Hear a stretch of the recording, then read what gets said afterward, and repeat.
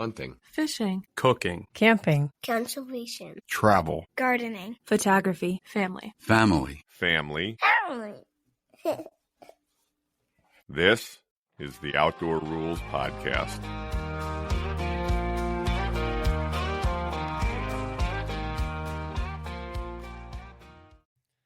Hi, everybody, and welcome to another episode of the podcast.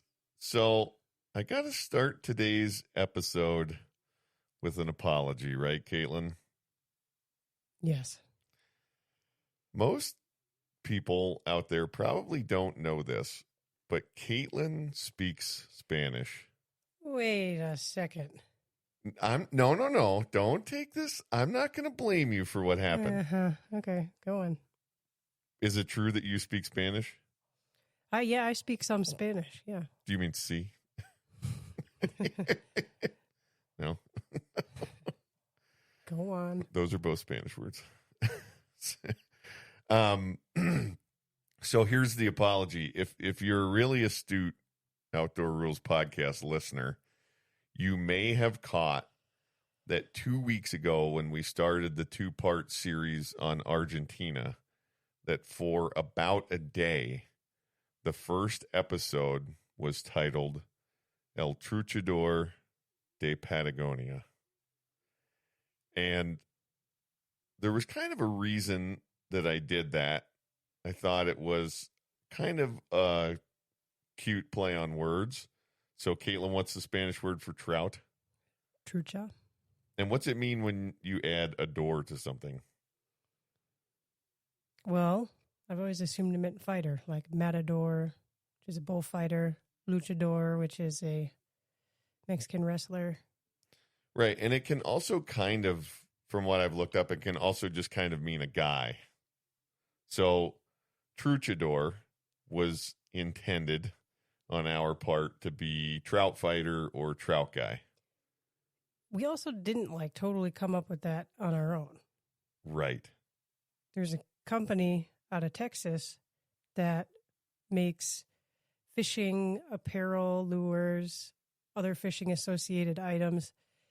And I don't know if they're based out of Port Mansfield or somewhere close to there. Probably Brownsville.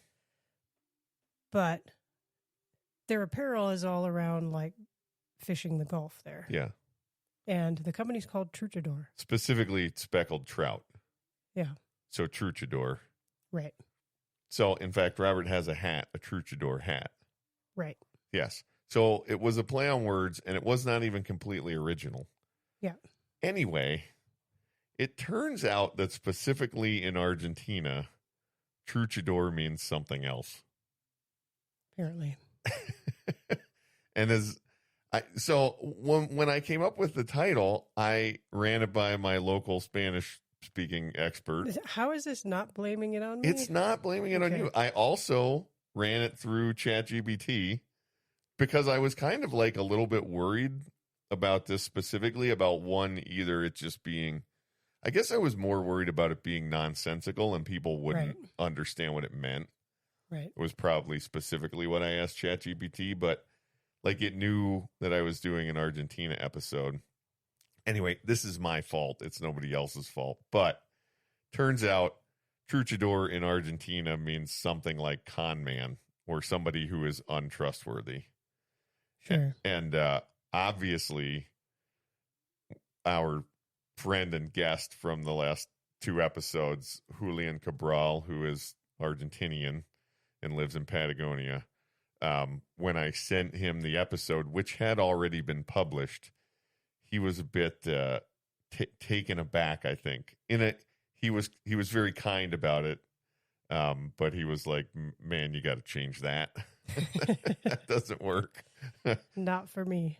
Yeah. So anyway, I want to say sorry to Julian. It was not in any way, shape, or form our intent to give any offense by using that term, and we did quickly change the name of the episode. It was up for about a day.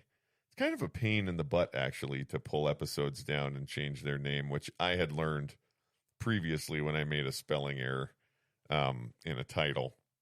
But anyway, we got it all taken care of in about a day. Now it's Massive Trout of Patagonia. Massive Trout, of course, if you listen to the last 2 episodes, is the name of Julian's fly fishing business there in Bariloche, Patagonia. So check that out. Julian was a great guest. He's a great fishing guide. And I really hope that that we have the opportunity to have him back on. I'd kind of really like to just walk through a fishing season in Patagonia, sort of like from when he takes his first trip of the year and how the fishing changes throughout the year, specifically there. So sorry, Julian. We'll hope to have you back on soon. You are a Truchador only in the very best of ways, not in the Argentinian meaning. So thanks again to Julian for being on the podcast. All right, Caitlin. So what I really thought we'd do today is sort of catch up about a bunch of things that are going on. One of the things that's going on is that we're both getting older. Mm-hmm. Every day. Every day. Yep. Yeah. I learned a term the other day. Okay. I'm a Mawaka. What is that? Like Robert saying maraca? No, but that is how it would sound. I am a man of a certain age. Oh. So I went to the doctor a couple months ago and he said, you're over 45 now. You know what that means? Mm-hmm. You knew. I did know. So I've spent the last day doing prep for a colonoscopy. Yay. Great podcast material for sure. No, in all seriousness, I wanted to mention it here. I think it's worth mentioning. I had an acquaintance here a couple years ago that's a few years older than me, and he went and did this for exactly the same reason that I'm doing it, and they caught a really early stage cancer that was treatable when they caught it. Mm-hmm. And so when the doctor said to me, so do you want to have a colonoscopy? I said, yeah. And I kind of took him aback. Yeah. At how affirmative my answer was, I think. And he said, oh, really? Like, yeah. He's like, God, that's good. He's like, so many guys your age are really weird about it. Mm-hmm. I'm like, well, I don't relish the idea. No, nobody wants a colonoscopy. I don't. Right. Exactly. But, and then he proceeded to tell me a story about a friend of his, who he's the doctor's a similar age to me and, a little older. And he had a friend who was in this age category that was having symptoms, and he, as a doctor, was telling his friend, like, you gotta get this done. And he didn't. And the tragic ending, the guy passed away. Jeez. Yeah. You gotta do it. You gotta do it. And, I just like, I'm an old man with little kids, I want to. You're a Mawaka. I am a Mawaka. but I have little kids too, and I'd really love to be around to, as long as you can. See them graduate from high school and maybe get married, and if there's grandkids, and travel the world and do all the other things on the plan. So, So the worst part of this is done. I'm done with the prep. We're actually sitting here. It's just an hour and a half before we got to leave to do this. So, yeah, obviously expecting and hoping for good results. But fingers crossed. You were a very good patient. I don't know. Like, I'm going to do it, but I have trouble drinking 3 glasses of water a day. So, yeah, the whole drinking a lot of liquid part is daunting, but you did a good job. Thanks. I had to get up at 3:00 in the morning today. Just like every other morning. Not dissimilar to most days. You just had to drink a lot of stuff. Yeah. Anyway, so call to action for all our listeners out there. If you are a Mawaka, as I am, just do this. We love y'all and or a Wawaka. Yes. Do those things too. Exactly. Yep. for sure. Speaking of getting older, it's a big year for you, eh? Yeah. What's happening? I can say it if you don't want to. Oh, I can see it. Okay. It doesn't bother me at all. I know it doesn't. Turned 40 in October. Yeah. Yeah. That's exciting. That means Mark turns 40 soon. On the 16th. Yeah. We'll have to do a birthday episode with Mark. Yep. Yeah, get him on this week. Yeah, so what are we going to do for your birthday? Kind of a big trip planned. Yeah, we're going to go to Florida and spend a few days in the Florida Keys and then a few days at Disney World. Yeah. I am really excited about going to the Keys. I'm really excited about all of it. No, I am too. I think I made Nisi mad the other day because Robert asked me what Disney character I would be, and I said Scrooge. And I think Nisi interpreted that as me being poopy pants about Disney. Yeah. Which was not really my intent, and not a surprise to anybody that I would be more excited about going to the Florida Keys. And when we're down there, we're going to do Key West. I'm a big Hemingway fan. I've never really talked about that on the podcast, but probably not.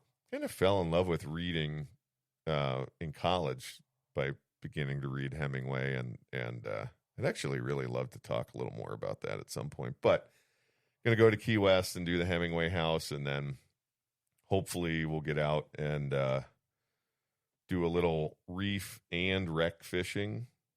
So shallow water stuff where you can see, like for yellowtail snapper, they chum them right up behind the boat and you can see them. That should be fun for the kids. Well, for all of us and the kids. Yeah, I think that Robert will really like that. Every time Robert sees a bluegill in a lake, that's all he can think about is fishing for the fish that he can see. Yep. I think sight fishing will really be exciting for him. Mm-hmm. And then hopefully we can combine that with some deeper water, like grouper kind of stuff on wrecks. So, and then hopefully get out for a little bit of snorkeling. Yep. And they also catch spiny lobsters in the Keys, which I have never done. I've never been in the Florida Keys, actually. Mm-hmm. Have you? No. It's going to be cool. That's why I wanted to go there. Yeah. So they do this thing, they call it bully netting, and they go out at night on a boat with lights, kind of like the same setup that they use for bow fishing at night. And they cruise around the flats and scoop lobsters up with nets. Cool. Try not to be so excited about it, Caitlin. Dream big, Mike. Well, I am going to enjoy it, and I'm sure everybody will.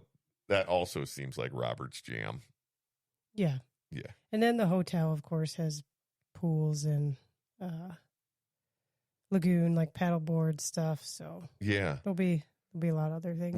We're gonna stay at Hawks Cay Resort, which if you're a Milwaukee like me and grew up watching fishing shows, I think it was a guy named George Poveromo had a fishing show where he was like sponsored by the Hawks Cay Resort. So anyway, I like buried somewhere in the very back of my brain is this like Hawks Cay Resort fishing connection thing. So kind of excited about that, but it looks like real family friendly beach and lagoon and pools and all the other stuff. So yeah, that'd be nice. And then, I'm excited about Disney in the sense that I'm excited to see Robert and Emmett experience Disney. That's what I was going for. Yeah. And so we're kind of the plans really coming together. We're going to do a couple things. Robert and Emmett are both really into Star Wars. Mm-hmm. And it's also Robert's birthday trip, by the way. You turn 40 and Robert turns 8, about a week apart. Mm-hmm.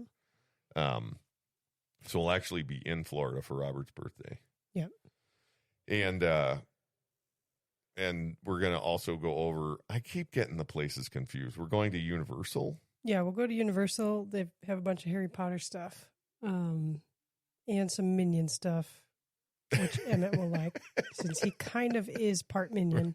Robert's a little more Harry Potter, and Emmett's a little more Minion. Yeah. Robert and I just finished the 5th Harry Potter book this week. Yeah. 870 That's pages. insane. The Order of the Phoenix.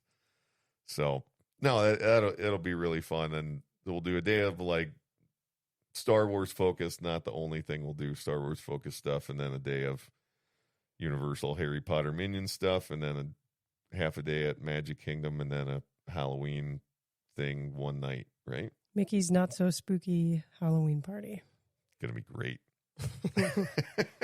Should be fun. We have to get costumes. If there's anything I love more than Disney, it's being up at night. No, I'm looking forward to it. It's going to be a good time. Don't be Scrooge. I'll try not to be Scrooge. But even before that, Kate's coming to visit. Yep.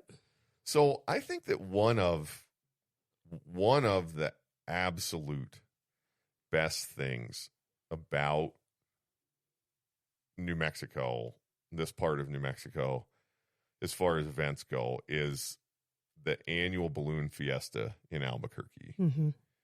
If anybody that's listening has not heard of this, look it up. How long has it been going on for? Long time now. Since the 70s? And it's a hot air balloon fiesta. I think it's the biggest hot air balloon gathering in the world. Mm-hmm. And it really should be a bucket list item. Yeah. Even if, like, I'm not into hot air balloons, it's not my thing. But it's like this experience where there's what? I don't know, 200 acres or something of open field. So it's like a carnival atmosphere, sort of around the outside. There's exhibits and people selling stuff and funnel food cakes and coffee, cotton candy and T-shirts. Yeah. Right.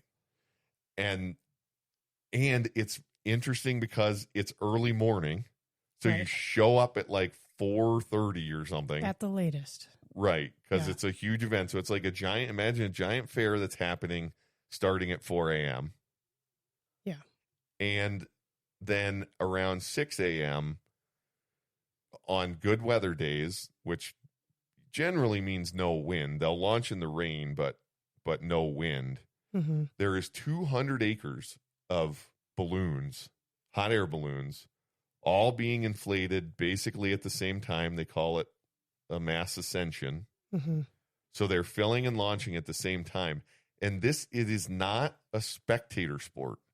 It is not like you stand back, in bleachers. Right. And watch this happen. You walk among it. Yeah.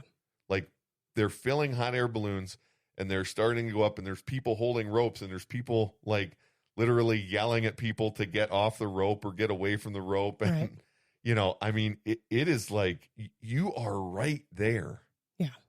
It is amazing. I think I love it in part because it's early in the morning. By like 8 o'clock, you're done.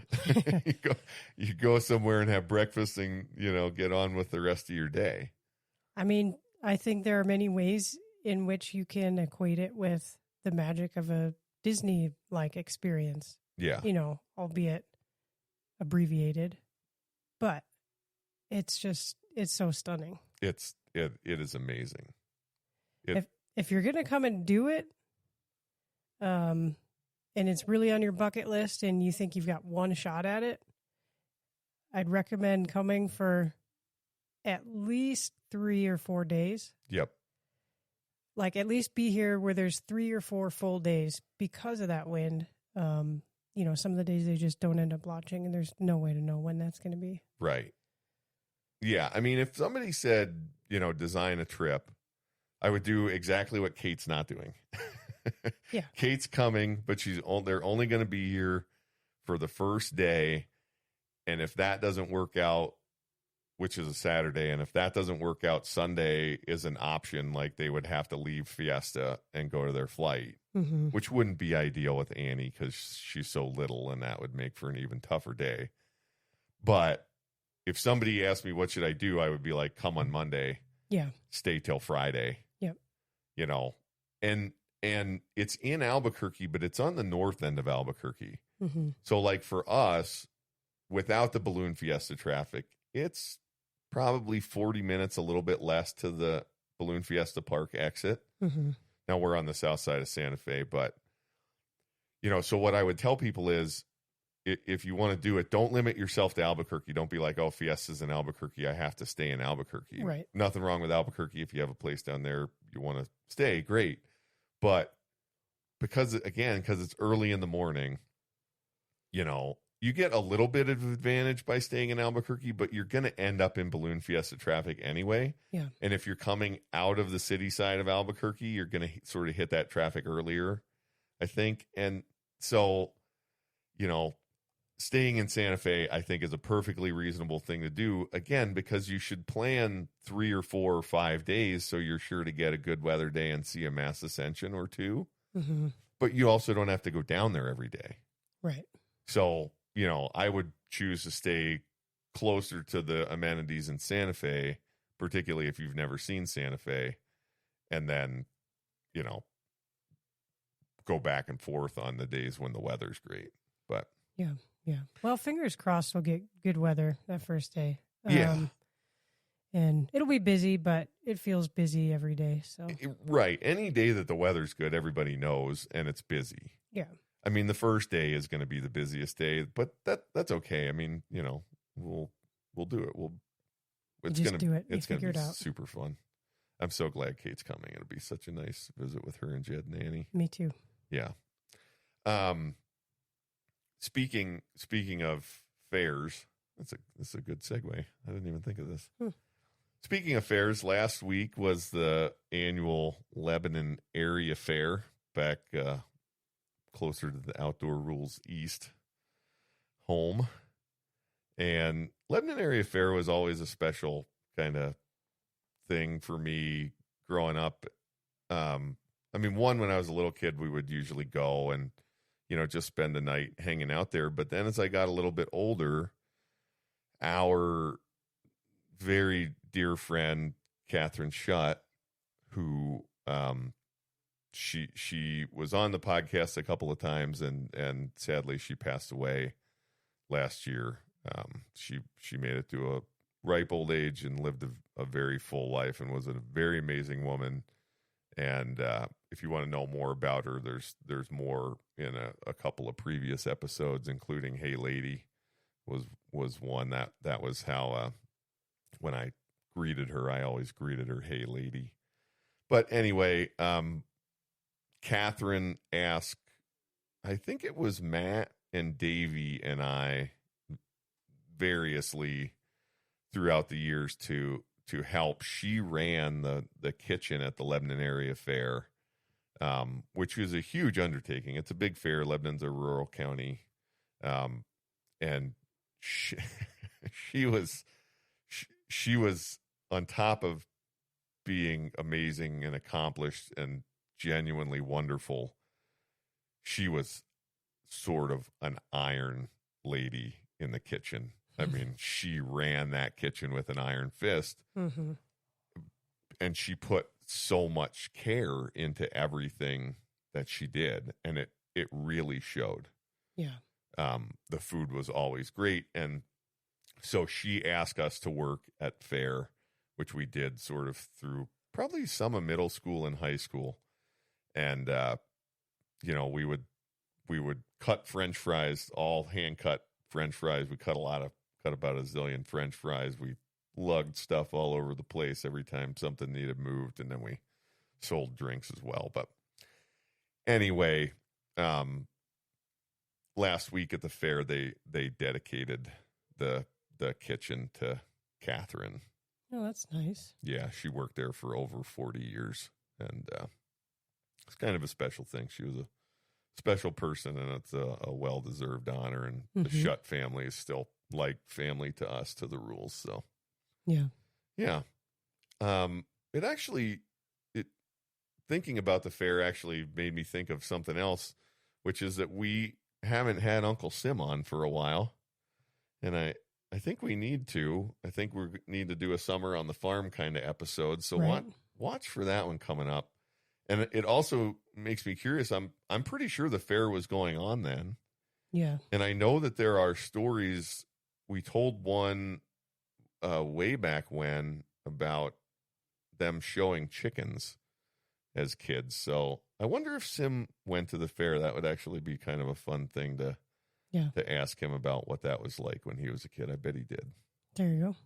Yeah. And so sort of also in the vein of nostalgia, we've got some news about the boat.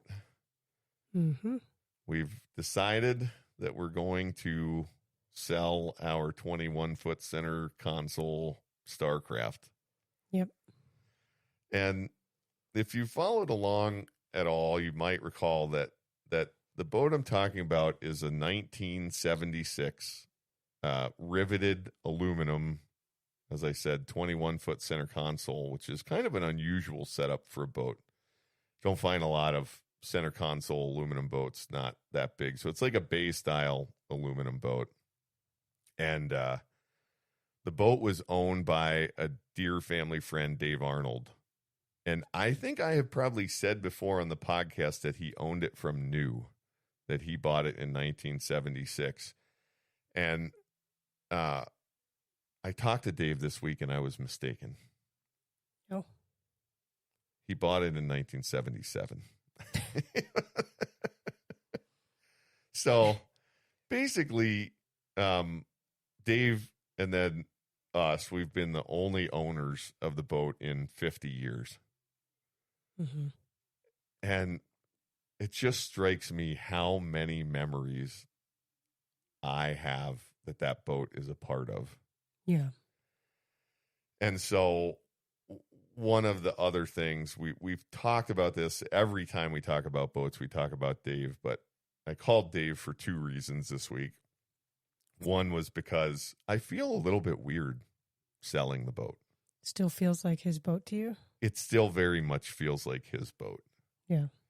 And, you know, and maybe more sort of than just the, obviously not the legal ownership, but the emotional ownership of that boat. It just feels weird to be getting rid of something that I feel, you know, like was Dave's, and he owned it for more than 40 of those 50 years. Sure. And so I wanted to let him know, you know, what I was planning on doing. And then I also wanted to ask him to be on the podcast. Yeah. Which he readily agreed to, and I'm excited about. I kind of can't wait to do it. And I think we'll probably spend an episode talking about that boat and the memories on that boat, which are not all good. Maybe I shouldn't say that. They're probably all good. They're not all 100% positive.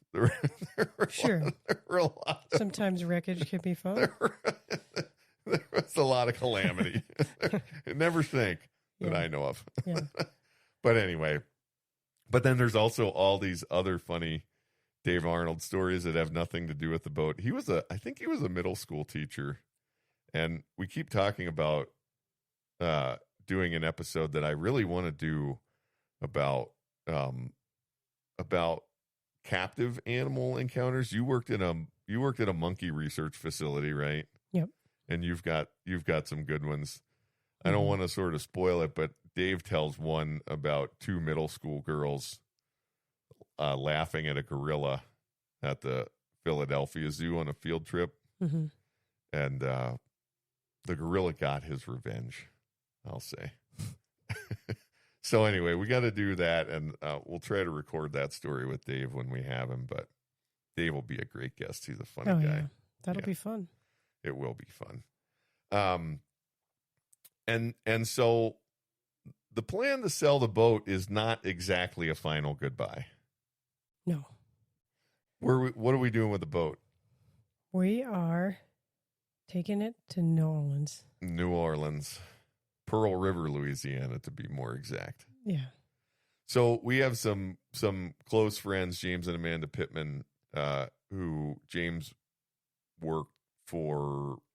James is a colleague of ours here, and then he and Amanda moved to Louisiana, which is where he grew up, right? Mm-hmm. He grew up in Louisiana. Yeah. And so he's been in need of a boat, and we've kind of decided that we're selling this boat, but we're going to sort of buy something a little newer. Yeah. And I thought, I wonder if Pittman wants a boat. And I texted him, boy, have I got a deal for you. And I didn't think it would work out, but it has. So we'll see. It's not done yet. Yeah. Well, we've got a plan. We're gonna take the boat. We're gonna drive the boat to Pittman on Labor Day weekend and fish for 2 days and then drive all the way back. Yeah. Yeah. Kind of crazy. And if I said I didn't have an ulterior motive here, I would be lying, because I keep thinking about how nice it would be to have a boat or know somebody with a boat that's in a good spot to go for spring break with the kids, so that we could go somewhere interesting and do some fishing. So yeah, we may get to fish on it again at some point. I have a feeling I'll see that boat I'll probably see it at least a few more times. Yeah. Before it's all the way retired. So I think it's a fitting move for the old Starcraft. It's been a good boat for us, and we've made some good memories on it. No, for sure. And some with Pittman's, because we took it. They went with us once down to Port Mansfield, Texas, when we were doing that trip. So yep. And there should be really good fishing going on in the fall, both the inshore stuff for redfish and speckled trout and flounder and stuff, right there, not far from Pearl River, and then maybe even some of the close oil rigs have red snapper and stuff on them. We might be able to get to. Yeah. As long as it sounds like, I was doing some digging on the weather, and it sounds like as long as there's not a hurricane, they usually don't have a lot of wind then. We'll see. Hurricane might change our plans a little bit. Yeah, we should keep an eye on that before we drive 16 hours. We definitely will. So yeah, it's like it's shaping up to be this incredibly busy fall. We're going to Louisiana for like a quick 5-day total trip in early September. Mm-hmm. Kate's coming right at the end of September, first couple days of October. Hopefully do Balloon Fiesta. Mm-hmm. Then we're leaving for Florida. Florida is mid-October. Yep. And the other that we haven't gotten to any hunting stuff yet. No. So. And you may be fishing the San Juan at some point. Oh, yeah. Perhaps. I don't know. You haven't really talked to me about it. I've just heard about it through the grapevine. Oh, yeah. I think Neil's coming. Okay. For like a weekend in late September. Yeah. So, forgot about that. Neil, and this is Neil, for those of you who remember the Norway episodes from last summer. And Neil is Caitlin's cousin who went on the Norway adventure, and we had a blast. But then we get to hunting, and we're going to do something that we've wanted to do forever, right? Yep. We are going to do some whitetail hunting in southern Illinois. With at my aunt and uncle's place. Yeah, with Uncle Casey and Aunt Patty. Yep. And they are a hoot. They're awesome. They're the best. And in fact, shout out to Uncle Casey. He made our theme music. Yep. So he's responsible for the song at the end of this podcast episode, which we quite like. It's really catchy. Yeah. So if you've never listened all the way through, listen to that. That's an Uncle Casey creation. They've got about 100 acres or so.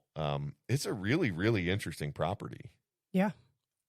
It's reclaimed pit mines. Mm-hmm. And so they have, I don't remember, almost a handful of little lakes on it.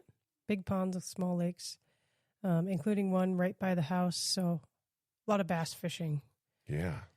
They've over the years they've stocked additional fish, but it's mostly a bass fishing property. Yeah, bass and bluegills, and then a couple of lakes have good crappie populations. We were there 2 summers ago, and did pretty good on crappies. So that was really a lot of fun, and it's a cool place, and it's very this reclaimed strip mine. It's like the parts of it that aren't water are generally quite thick, and they're not big hills, but they're very, very steep hills. So I think it's going to be a little bit challenging to hunt. There's a field on it that'll probably be kind of a focal point for what we do. But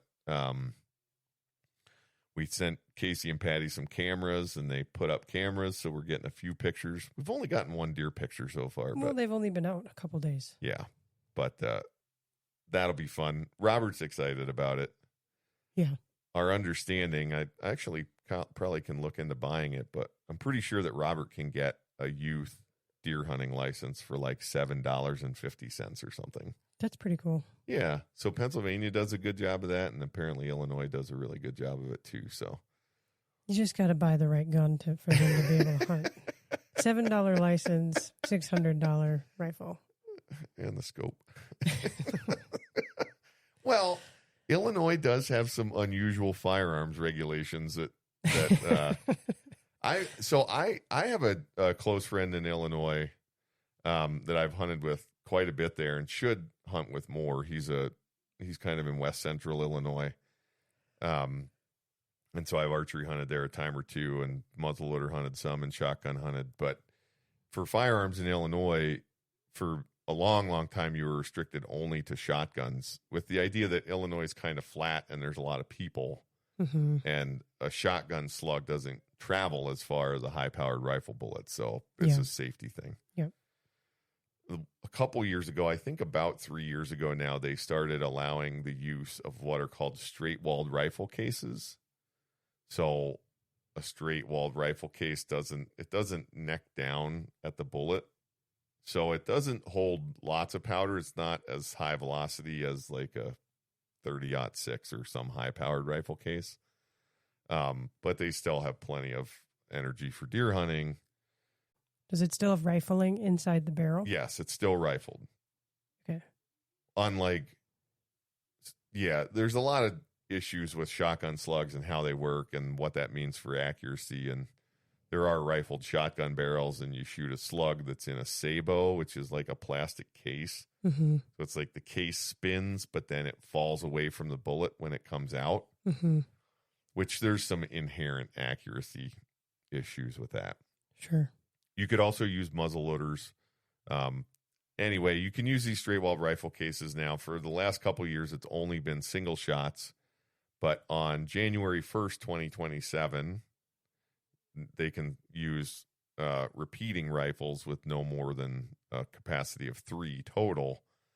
But they have allowed the use of, I bought Robert a bolt action 350 Legend, which is a straight-walled rifle case that's become really popular.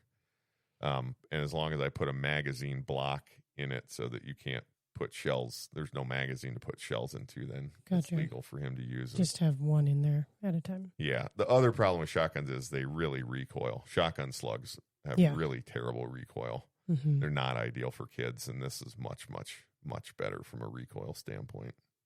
Yep. So we needed a new gun, Caitlin. I wish people could see the look on your face. You love me. Don't forget that. Keep that in mind. So yeah, and that'll be a short season. The weekend before Thanksgiving, we'll run there, and maybe we'll try to do some pheasant hunting on the way home, in Kansas or somewhere. I've always wanted to pheasant hunt Kansas. If anybody that's listening knows anything about pheasant hunting in Kansas, get a hold of me. Well, we can drive through Kansas on the way back. I know. I'm just laughing because you say that about everything. Yeah, I've always wanted to try that. And I can't believe how long it's taken me to realize that. Well, because for a long time I interpreted it all as like, oh, when you said, I've always wanted to do this. I'm like, well, that's really like a bucket list thing for Mike. So we should probably do that. My bucket's big. Why can't I have a big bucket list? I've always wanted to fish for Dorado in South America. I've always wanted to dove hunt in Argentina. I've always wanted to peacock bass fish. I've always wanted to hunt pheasants in Kansas. I've always wanted to hunt fish in the Florida Keys. I've always wanted, I don't know, you can go forever. All right, well, I think this podcast is over. I just take that with a grain of salt more now. But it took me a long time to pick up on that. You have to know, like, I have told you this from the beginning. Like one of the things about Poppy is, like, we grew up with this, like, he did something until he really figured it out. I've always wanted to fish for big halibut in Norway. Yeah. Uh-huh. I don't think I usually had Norway on there. I have always wanted to fish for big halibut. And I didn't catch a big one, so I kind of have to go back. I've always wanted to fish for halibut in Norway in May. Whatever. Why would I have a podcast if I didn't have a lot of stuff I wanted to do? So the other hunting that we'll do this year, you got totally skunked in the New Mexico big game draw. I deserved it. Yeah, you've had a lot of years of good luck.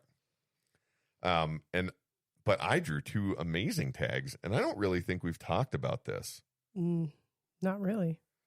So we had, I think it was 2017. We had this year where we just, like, drew all kinds of great stuff.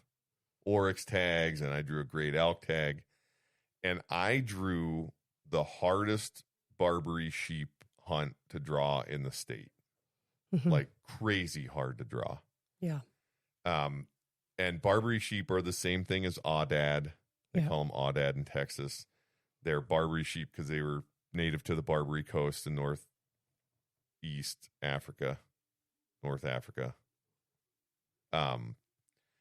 And they were introduced here, and they escaped from game farms, and they've gone wild in New Mexico. So there's this wild free-ranging population or populations of Barbary sheep in New Mexico.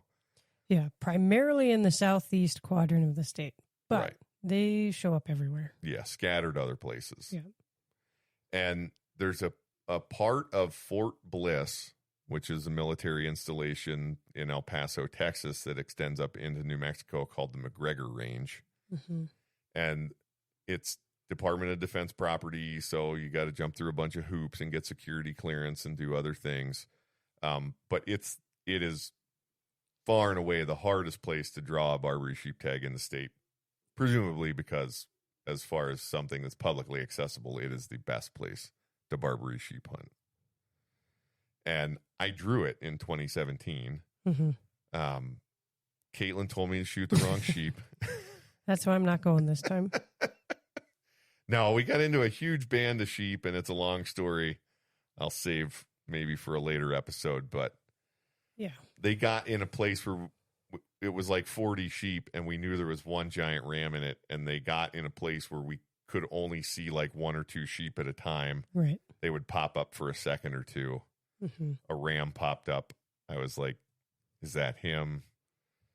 Caitlin said, I don't know. I said, I think it's him. She said, I don't know. I said, I'm pretty sure that's him, and I shot him. And it was not him. It was not him. Definitely not. So it wasn't really Caitlin's fault. But I can really annoy her if I tell people that it was. Yeah, that's usually the line people hear. So anyway, I drew the tag again. Crazy. So I drew the tag again. Yep. It's like a miracle. Yeah. Now you know just what to do. Not shoot the wrong sheep. Yep. I actually, a colleague was showing me some photos. He knows somebody that does some contract environmental work on the McGregor Range, and was showing me some photos of some huge rams. We should probably go through some visualization exercises before you go down there. Maybe you should. Maybe I should tape like my trigger finger to 2 other fingers, so that like we have to be really sure it's the right sheep before I cut the tape and can get my finger in the trigger guard. We'll do some negative reinforcement. So- I'll hold the fly swatter and show you a picture and say, you have like 3 seconds to decide, shoot, yes or no. If I pick the wrong one, you smack me in the face. Yeah. All right. We have a shock collar out there. You could give that to Even Zach. better. Zach and Matt, I think, Yeah. are going to go. So no, looking forward to that. And then even more so, I drew what I think is the hardest coos deer hunt to draw in the state. It could be. It's well known. Yeah. I'm excited about that one because we haven't been in that part of the state before. Right. So in Unit 23, which we've coos deer hunted in Unit 23, which is like it's in the Gila. How would you describe it? Yeah, that's still considered Gila National Forest. Yeah, there. it's not far from Silver City, not super far from Silver City, New Mexico. But it's all west of the highway that goes up from Silver through right. Glenwood and Alma and Reserve. It's all on the west side. So it's southwest New Mexico, and there's this carve out in it in the unit. When you draw Unit 23 or when you apply in Unit 23, you can apply for 23 outside of the Burro Mountains or inside of the Burro Mountains. Mm-hmm. And the Burro Mountains is much smaller, but that's the really desirable, hard to draw tag that I got. Yep. So I harvested a coos deer outside of the burrows in Unit 23 a handful of years ago, maybe in 2017. In fact, I'm sure it was. It was right before the Barbary sheep hunt. But now I have the tag inside the burrows. Yeah. And so if you don't know, I'm mispronouncing it. Coos deer is the mispronunciation of cow's deer, Mm-hmm. which is spelled Coues, Mm-hmm. named after a person. Yep. They are a small desert mountain whitetail deer. Yeah, the gray ghost. The gray ghost. Super cool critter. And this is a great place to hunt them and a place where they take some really nice bucks out of the. Yeah. So, yeah. And I don't know if it's a downside or not, but the hunts overlap a little bit, unfortunately. So, Right. all that New Mexico hunting will be concentrated. But the other nice thing about that tag is most of our big game tags in New Mexico are only 5 days. Yeah. Like my Barbary sheep tag is 5 days, and most hunts start on a Saturday and end on a Wednesday. Oh, I thought that was only a 2-day hunt. It was when I hunted it. Oh. It's a 5-day hunt now. Okay. But the cow's deer hunt that I have is a weekend to weekend hunt. So it opens on a Saturday and goes to the next weekend to Sunday. So that Saturday, Sunday overlap Mm-hmm. for my 2 hunts, but I'll deal with it. You'll muddle through. I'll do what I must. Yeah. But no, hopefully we can find an opportunity to take a jaunt down there and scout it a little bit Yeah. at some point. Yeah, I know. Yeah, we right. should. So, yeah. So to recap, Louisiana and a little bit of fishing in early September, Kate Balloon Fiesta, early October, Florida, middle of October. I have at least 2 work trips in here that I haven't mentioned where I'm out of Mm-hmm. town for a week. Right. And then Illinois in mid-November, and then coos deer and Barbary sheep hunting in mid-December. Can be Christmas before you know it. It'll be Christmas before you know it. It's going to be great. It's going to be a great Yeah. fall. Should be fun. Yeah. Well, I guess we ought to wrap this up, huh? Yep. Got to go have a camera stuck up my butt. Yay. I know. Maybe it's a weird episode, but that's okay.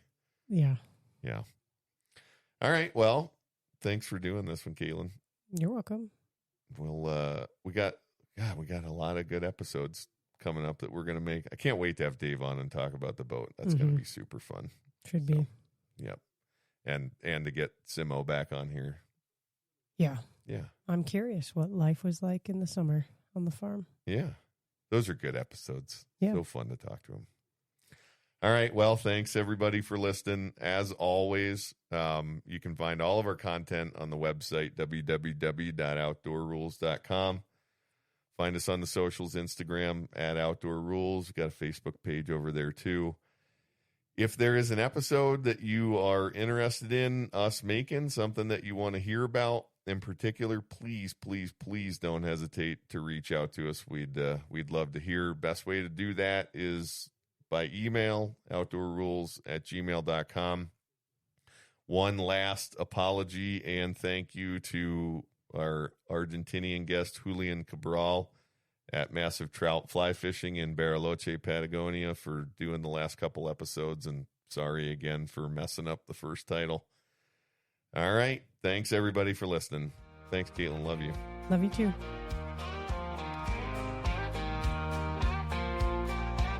Hunting and fishing, the great outdoors, mixing history, laughter, love, and folklore, creating memories with family and friends. These are the trophies that matter in the end. Outdoor rules.